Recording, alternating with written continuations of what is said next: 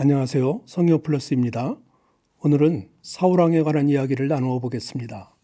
연말연시가 되면 전술업계는 가장 바쁜 시기를 맞이한다고 합니다. 한국에서는 놀랍게도 신년 운세를 보기 위해 점집을 찾는 사람들 중에서 약 3분의 1이 기독교인이라는 보고가 있습니다. 더 충격적인 것은 미국 LA 지역에서는 한인 점술집 손님의 80%가 기독교인이라는 사실입니다. 심지어 일부 목회자나 선교사들까지 교회 청빙 문제나 선교지 파송 문제로 점수를 찾는 경우도 있다고 합니다. 이것은 단순한 개인의 신앙 문제를 넘어서 인간이 얼마나 쉽게 하나님을 떠나고 타락할 수 있는지를 보여주는 사례입니다. 오늘 우리는 사무엘상 28장에 등장하는 사울 왕의 이야기를 통해서 불확실한 미래 앞에서 우리가 어떤 태도를 가져야 하는지 살펴보겠습니다. 사울 왕은 이스라엘의 첫 번째 왕으로서 하나님의 부름을 받아 왕이 된 사람입니다. 그러나 그는 왕이 된 이후에 점차 하나님의 말씀을 거역하고 불순종을 하기 시작을 합니다. 아말렉을 진멸하라는 하나님의 명령을 따르지 않았으며 하나님께서 다음 왕으로 세운 다윗을 죽이려고까지 하였습니다. 또한 노부의 제사장들을 학살하는 극악한 죄를 저질렀습니다. 이러한 불순종과 제역으로 인하여 하나님은 그에게 더 이상 말씀하지 않으셨습니다. 사울왕 시대의 말기에 사무엘 선지자는 이미 죽었고 블레셋 군대가 수넴성으로 쳐들어왔습니다. 그러자 사울왕은 극심한 공포에 휩싸였으며 하나님께 기도하였으나 어떤 응답도 받지 못하게 됩니다. 하나님의 응답이 없자 그는 결국 신접한 여인을 찾아가게 됩니다. 오늘날에도 우리는 경제적인 어려움과 건강 문제, 중요한 결정을 앞둔 불안 속에서 점술과 같은 인간적인 해결책을 찾으려는 유혹을 받습니다. 그러나 하나님을 떠나 인간적인 방법을 선택하면 결국 더 큰 두려움과 파멸이 찾아온다는 교훈을 주고 있습니다. 사울왕을 신접한 여인에게 이끈 것은 두려움과 함께 조급함이었습니다. 두려움 속에서 하나님께 기도하였지만 그의 기도에 대한 하나님의 응답이 없자 그는 결국 무당을 찾아가는 선택을 한 것입니다.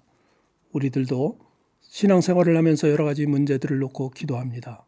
하나님의 응답이 늦어지는 것 같을 때 우리도 조급한 마음이 들 수가 있습니다. 그러나 하나님의 응답이 지체될 때는 우리의 신앙이 시험을 받는 시간으로 보아야 합니다.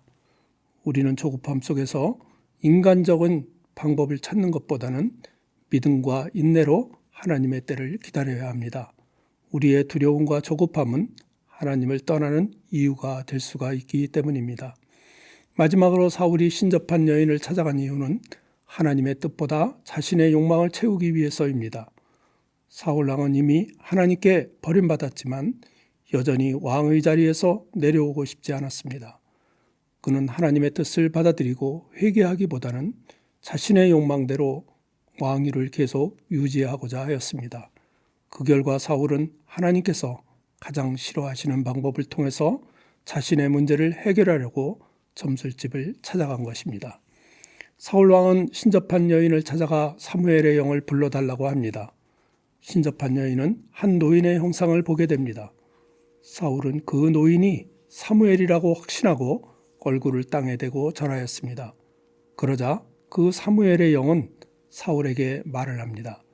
내일 너는 아들과 함께 죽을 것이다. 블레셋 군대에게 이스라엘이 패배하게 될 것이라고 말을 합니다. 그리고 그 모든 일들은 그대로 이루어졌습니다. 그렇다면 그 당시 신접한 여인이 불러올린 영은 과연 사무엘의 영이었을까요? 아닐까요? 신학적으로 이 문제에 대한 두 가지 해석이 있습니다. 하나는 하나님께서 사울에게 사무엘의 영을 보내셨다는 견해입니다.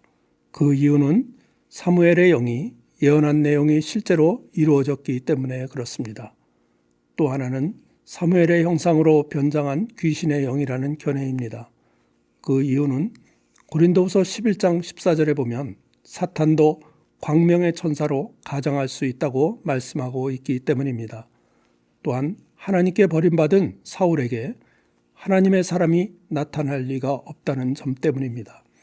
그러므로 일반적으로 신학자들은 두 번째 견해를 따르고 있습니다. 즉 사울이 만난 것은 사무엘이 아니라 사탄의 영이었다는 것입니다. 그 결과 사울은 그 귀신의 예언대로 블레셋과의 전쟁에서 비참한 최후를 맞이하게 됩니다. 그러나 사울과 같은 위기의 순간에 전혀 다른 선택을 한 사람이 있었습니다. 그는 바로 다윗이었습니다. 사무엘상 30장에 보면 다윗은 시글락에서 아멜렉 군대에게 가족과 재산을 모두 빼앗기는 위기를 맞이합니다. 그러나 그는 사울처럼 점수를 찾지 않고 하나님께 기도하였습니다. 그는 기도 후에 하나님의 응답을 받고 아멜렉 군대를 쫓아가 가족과 재산을 모두 되찾는 승리를 거두게 됩니다. 그렇다면 다윗과 사울의 근본적인 차이는 무엇이었을까요? 사울은 위기를 만났을 때 하나님을 신뢰하지 못하고 신접한 여인을 찾아갔습니다. 그러나 다윗은 위기 속에서도 끝까지 하나님을 신뢰하며 기도하였습니다. 그 결과 사울은 비참한 최후를 맞이하게 되었지만 다윗은 승리를 거둘 수가 있었던 것입니다. 전도서 7장 14절은 이렇게 말씀하고 있습니다. 형통한 날에는 기뻐하고 공고한 날에는 되돌아보아라. 이 두 가지를 하나님이 병행하게 하사 사람이 그의 장래일을 능히 헤아려 알지 못하게 하셨느니라. 하나님께서는 우리의 미래를 감추셨습니다. 그것은 우리가 믿음으로 살아가기를 원하시기 때문입니다. 그러므로 우리는 미래가 불확실할 때 사울처럼 조급하게 인간적인 방법을 찾아서는 안 됩니다. 사울과 같은 어리석은 머리고 다윗과 같이 하나님을 신뢰하며 살아가야 합니다. 하나님을 신뢰하며 기도와 말씀으로 승리하는 삶을 살아갈 때 하나님께서는 반드시 우리의 앞길을 예비하여 주실 것입니다. 그러므로 우리 모두 어려움 속에서도 하나님만을 바라보며 믿음과 기도로 우리의 삶을 지키는 모든 성도님들이 되시기를 간절히 기도합니다.